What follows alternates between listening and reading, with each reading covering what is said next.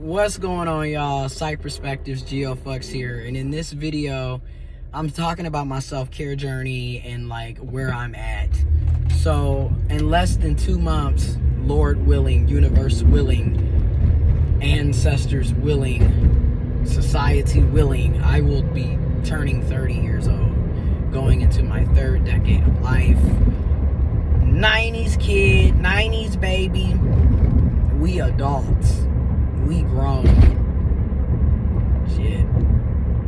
So 3rd decade of life. I personally feel it's really a weird feeling, right? Because a part of me is like, I feel youthful. I feel like I have a lot of energy, I guess, for my age. But then at the same time, I also recognize that things are getting tightened in the sense of I'm more aware of everything now. You know, seeing my mom age and get older, seeing my granny age and get older. I've been through numerous losses, you know, with my grandfather passing away, different friends dying, passing away, and funeral after funeral of family members, great aunts, great uncles, cousins. You know, it's a lot. And then dealing with my first heartbreak that I ever experienced, and like, which pretty much kind of in some ways catapulted my self-care journey, even though I was already starting it before the heartbreak actually took place. I started it basically like 3-4 months before the heartbreak. So, but it basically did catapult it, like, you know what I mean?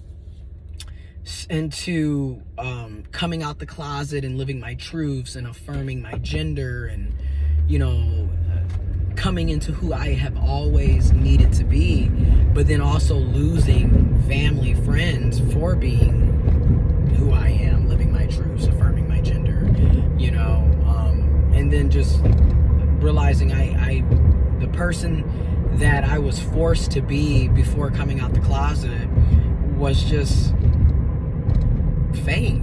Like, that was not me. And it's just like, as I come more and more into myself, more and more I realize, like, that shit was never me. There was just a lot of stuff that I was doing because I thought I had to do this to prove that I was cisgendered, that I was heterosexual, that, you know, this is the way things are, this is how we do things, like that type thing.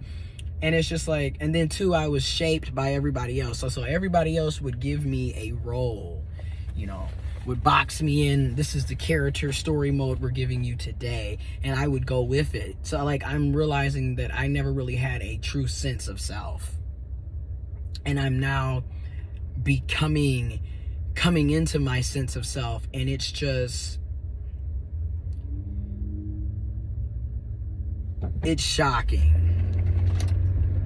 It is absolutely shocking. Because I never realized, like, you really didn't know who you were because you were faking it the entire time. Because you wanted to fit in. You wanted to be accepted. But it was driving you nuts. It was driving me nuts. It was causing a lot of mental agony and pain. So, you know, now, fast forward to now, and my mindset is completely has changed. It's different than what it was. So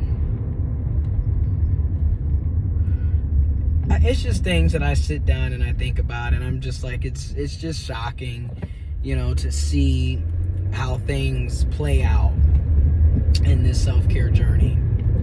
Also in this self-care journey, I care more about myself. I care about my body, my health, my mental, my physical well-being, how I dress, how I look, how I feel, what I say, what I do, what I eat. I mean, and granted, I could be better, obviously. I could be a hell of a lot further in life, and I feel like I can be a hell of a lot better, you know what I mean? I really am my biggest critic. I think a lot of us are, you know, which can be very detrimental, but then it can also be beneficial depending on how it plays out, you know. But it's just, I just never really realized how much this is again, I always say this is a privilege, this is a blessing. I don't take my privileges, my blessings for granted. Count your blessings, count your privileges, because everybody don't have the opportunity to be themselves and to live their truths and to do these things and to really pursue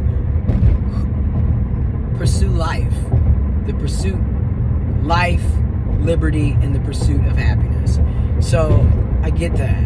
That's why I try to give back and I try to fight, social justice, equity, freedom, rights for all people, for marginalized individuals as well, so nobody has to be marginalized, right? Try to pay it forward, give it back, try to share information, try to help others within reason, with me having boundaries with myself and boundaries with others, like, you know what I mean? Because I'm a recovering people pleaser. I say this all the time. So I have to set boundaries with myself as well as with others.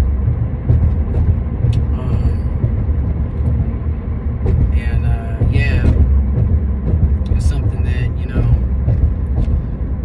as I go through this journey, it's just every day, hitting the weights, doing my push-ups, lifting the dumbbells, really trying to get more in tune with eating right and just different things, and speaking life into myself, into my surroundings, into other people, and really trying to contribute in a positive, in a realistic light, because it's not realistic to think that somebody is going to be positive, happy, 24/7, 365, though a lot of us would like that. I personally would rather have that than be angry and upset. But I recognize that life is life. So there's going to be bad days. There's going to be negative things. But that doesn't have to always be the case. That's what I got to tell myself every day. So anyways,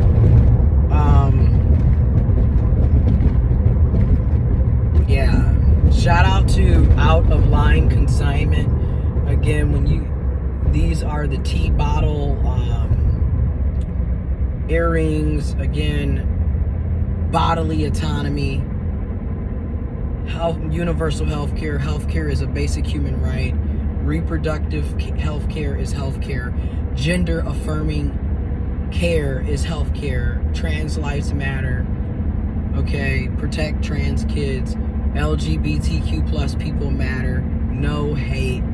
Okay, but Out of Line Consignment, custom tea bottle, testosterone bottle, the small ones, small little tea bottle. You can get these earrings from Out of a Line Consignment. And also, rest in peace, Mac Miller.